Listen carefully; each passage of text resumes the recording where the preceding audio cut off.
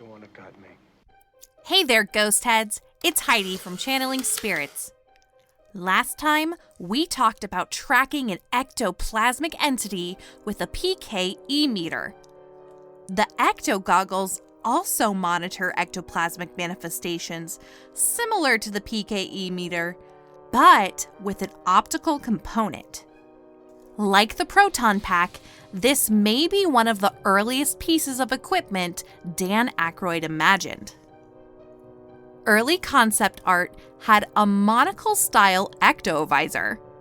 In the August 5th, 1983 draft, the boys in gray were originally the boys in blue. When they entered the Sedgwick, they all wear matching blue futuristic jumpsuits with the proton pack strapped to their backs and neutrino wands clamped to their wrists. They also wear brushed metal, flip-down ecto-visors worn on the head like a welder's mask. This description remained until the shooting script. Later, they would call it an Infravisor. Dan's friend, John DeVikis, also drew some concept art for the visors, showing the flip-down function close to the final design. Storyboards had them wearing a more plastic face shield. But the final film didn't feature futuristic jumpsuits. Instead, they wore CWU-27P flight suits. The belts are M1936 pistol belts, which had been used since World War II. The boots were Corcoran 995 jump boots. Stephen Dane likely purchased these military pieces from the same California surplus on Santa Monica and Vine in Hollywood. This would make sense considering the Ecto-Goggle faceplate comes from a pair of AN-PVS5 night vision goggles. One of the lenses has been identified as coming from a Mirax Laboric photomicrographic camera. All right, just drive it! Just drive it now, yeah! In Ghostbusters, The Supernatural Spectacular by Richard Mueller, they gain a third name and are called a Trinocular Visor. Several episodes of the real Ghostbusters featured them, including the first episode, Ghosts Are Us. It wasn't until 1988 where they were mentioned by name, once again called Ecto-Visors. How do you trap something you can't see? These ecto-visors, we can see them just fine. The 1989 annual for Now Comics called them Spectrovisors, and the following year, in 1990, the real Ghostbusters called them Ectoscopes. Well, you're wearing your ectoscopes.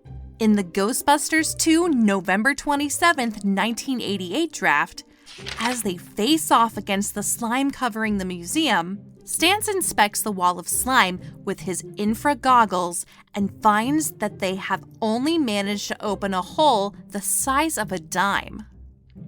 This scene was eventually cut from the film, but the goggles are most prevalently seen to help capture the jogger ghost. For the sequel, the faceplate was the same, but the lenses were different. Several greeblies on this pair of ecto-goggles have been identified to be from the Tamiya 135th Companzer Leopard Medium Tank Kit, the same kit used for the pieces on the slime blower. Then in 1997, the second episode of Extreme Ghostbusters featured goggles but don't mention any name. In the script for a later episode, Deadliners, they are once again called Ecto-Visors. Just to add to the confusion, in 2009, Ghostbusters the video game referred to them by a new name, Paragoggles. Your meter will flash and buzz when it detects a potential signal. The Paragoggles are linked directly to your active PKE meter. This lets you see otherwise undetectable phenomena while you track it. Ghost trails, object auras, all kinds of cool events. So to recap, they have been called Ecto-Visors, Infravisors, Trinocular Visors, Spectrovisors, Ectoscopes, Infragoggles, Paragoggles. So how did it get the name EctoGoggles. Believe it or not, the only official name with Ecto-Goggles was Kenner's Ecto-Goggles and Ecto-Popper toy. They also appeared in toy form with Ray in the Fright Features and Slimed Heroes series. But how exactly do the Ecto-Goggles work? My eyes, the goggles do nothing. The reason the scripts often mention them as Infravisors or goggles is because they have an infrared illuminator which projects a beam of near-infrared light. The beam reflects off objects and bounces back to the ecto-goggles. A gallium arsenide photocathode converts photons to electrons. An automatic gated power supply system allows the photocathode voltage to switch on and off rapidly, allowing the ecto-goggles to work in high and low light environments. From the photocathode, the electrons are multiplied by a microchannel plate and sent through a phosphor screen.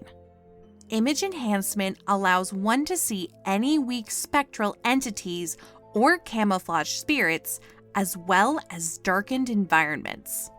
The ecto-goggles work best in tandem with the PKE meter to track and locate paranormal anomalies. On the left side of the display is a bar graph, which intensifies as the target is near. If the area mapped is red with no activity, then the kernel or neutral elements will display in red as KER. When low psychokinetic activity is identified, the display switches to a red max. Upon visual sighting, the reading switches to a green max display. On the right side of the interior display is a pair of lights. With no PKE, a red light blinks. However, when trace amounts of PKE are detected, a green light also displays. When subjects are completely in focus with the ecto-goggles, only the green lights blink. What do you think? Do we see eye to eye? If you liked this video and think we deserve it, Right off the scale! please subscribe. For those interested in blueprints of our Ghostbusters equipment, check out the link to our official merchandise. Select Patreon tiers get 5 to 10% off. As always, keep coming back for more spooktacular videos, and be sure to check out our podcast, Stranger Than Fiction. I'm Heidi from Channeling Spirits, and thanks for watching. You must really hate me for this next paragraph. That's all I have to say.